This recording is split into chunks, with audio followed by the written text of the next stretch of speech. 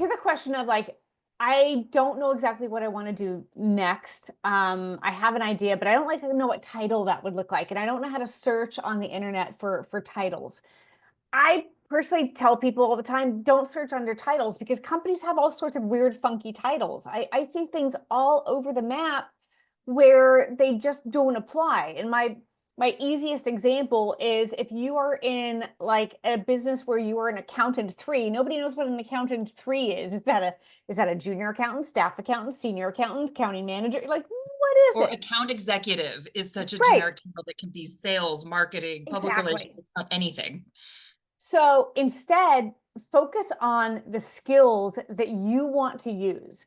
And one of the things I share with everybody that I work with is when you're thinking of how you want to go for whatever it is that you want to go for, you want to think of what do I love doing and I'm good at doing, because you really need both of those to be there.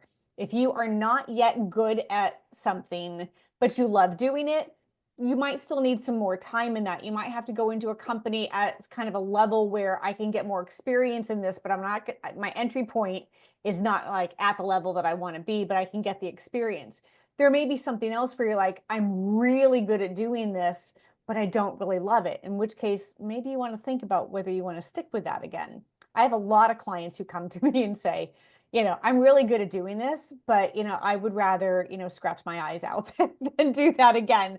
And I've been there, so I understand that. So you want to think, what do I love doing and what am I good at? But then the third thing to weave in is what's needed in the marketplace, especially in a market right now is an employer's market.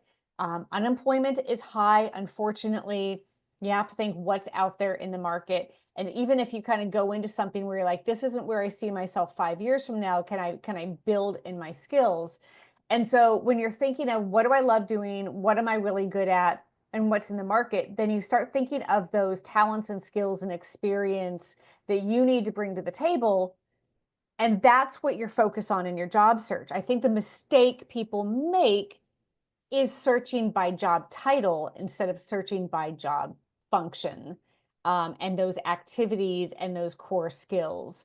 And once you start searching for jobs and you're reading those job postings, you can pull out more keywords and phrases that help you um, target more closely what it is that you want to do next. But you kind of don't start off of job title, start off of function. That's my advice. What's your advice?